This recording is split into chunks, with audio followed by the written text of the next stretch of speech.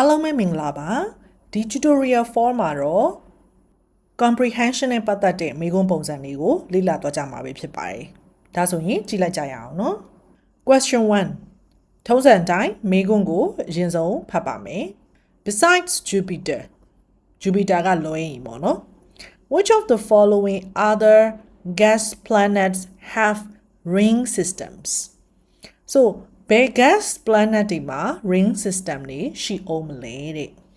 အဲ့တော့သူမေးတာက Jupiter ကလွဲရင်လို့ပြောတာဖြစ်တဲ့အတွက် Jupiter ကိုပြန်စဉ်းစားစရာမလိုဘူးတခြား gas planet တွေမှာဘယ်ဟာက ring system ရှိမလဲဆိုတာကိုတကယ်ကိုရှာပြီးအဲ့တော့နံပါတ်1အနေနဲ့ choice ကိုတွားဖတ်ပါမယ် so choice ကပြောတာက A က Mercury နဲ့ Venus ဆိုတော့ Mercury နဲ့ Venus ဆိုတာကိုဒီထဲမှာရှာကြည့်လိုက်အဲ့ Mercury နဲ့ Venus မှာမေးခွန်းမှာမေးထားတဲ့ ring system ရှိလားဆိုတာကိုရှာကြည့်ရမှာဖြစ်တယ် so Mercury နဲ့ Venus ကိုအရင်ရှာပါမယ်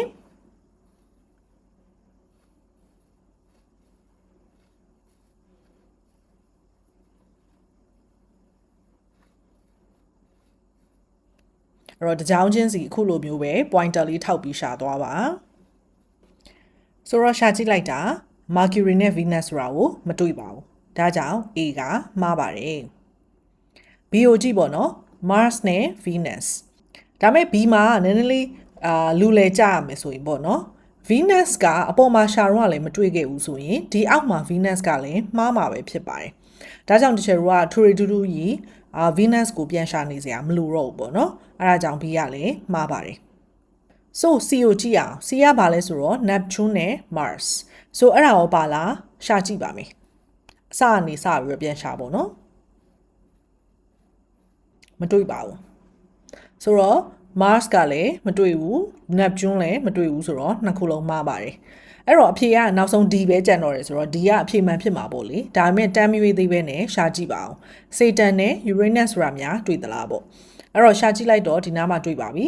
Saturn နဲ့ Uranus အဲ့တော့သူတို့ကမေကွန်းမှာပြောထားတဲ့ ring system တွေရှိလားဆိုတာလေဖတ်ကြည့်လိုက်ပါအောင်ဆိုတော့ဒီစာကြောင်းကိုတစ်ကြောင်းလုံးအစားဆုံးဖတ်မယ်နော် It was the third ring system to be discovered in the solar system after those of Saturn and Uranus ပြောချင်တာကဒီအရှိမပြောထားတဲ့အကြောင်းအရာ it ပေါ့နော်အဲ့ဒီအကြောင်းအရာတွေမှာပါတဲ့ဒီ ring system ကတဲ့တတိယမြောက်တွေ့တဲ့ ring system ပဲဖြစ်ပါတယ်after ဘယ်သူနောက်မှာလဲဆိုတော့ Saturn နဲ့ Uranus နောက်မှာတွေ့ရဲ့တတိယမြောက် ring system ပဲဖြစ်ပါတယ်အဲ့တော့စိတ်ဝင်စားရင်အရှိအစာကြောင်းမှာဖတ်ကြည့်လိုက်ပေါ့နော်တတိယမြောက် ring system ကဘယ်သူလဲပေါ့